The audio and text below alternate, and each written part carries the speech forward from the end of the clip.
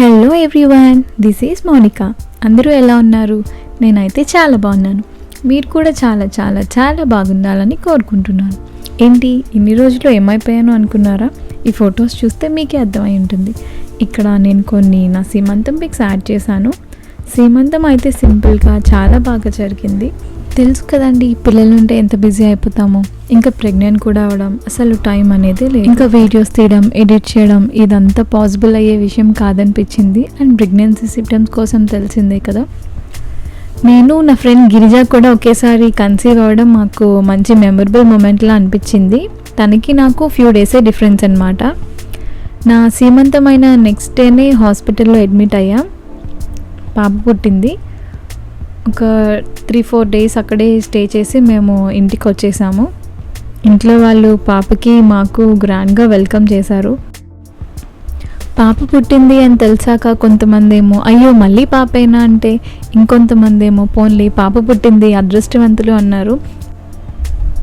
ఎవరు పుట్టినా కానీ డిఫరెన్స్ ఏముంటుంది చెప్పండి? మహా అయితే వేసే బట్టల్లో ఉంటుంది. ఒకేలా చూస్తాం, ఒకేలా పెంచుతాం, ఒకేలా చదివిస్తాం. ఇద్దరూ పాపలే కాబట్టి మంచి ఫ్రెండ్స్లా ఉండొచ్చు, చక్కగా కలిసి పెరుగుతారు అనుకున్నాం. ఇంకా మా ట్వింకిల్ అయితే వండర్ ఉమెన్ డ్రెస్లో వాళ్ళ చెల్లిని వెల్కమ్ చేసింది. బేబీని ఇంటికి తీసుకొస్తున్నామని తను ఫుల్ ఎగ్జైట్ అయింది. అసలు నాకు పాప పుట్టిన నెక్స్ట్ డేనే మా ఫ్రెండ్ గిరిజాకి కూడా పాప పుట్టింది. వాళ్ళిద్దరూ కూడా బాగున్నారు. ఇంటికి వెళ్ళగానే ఒక మెమరీలా ఉంటుంది అని పాప ఫుట్ ప్రింట్స్ తీసుకున్నాము. ఇవన్నీ తర్వాత చూసుకోవడానికి చాలా బాగుంటాయి కదా. సెకండ్ బేబీ డెలివరీ టైం దగ్గర అవుతున్నప్పుడు నాకు చాలా టెన్షన్ ఉండేది.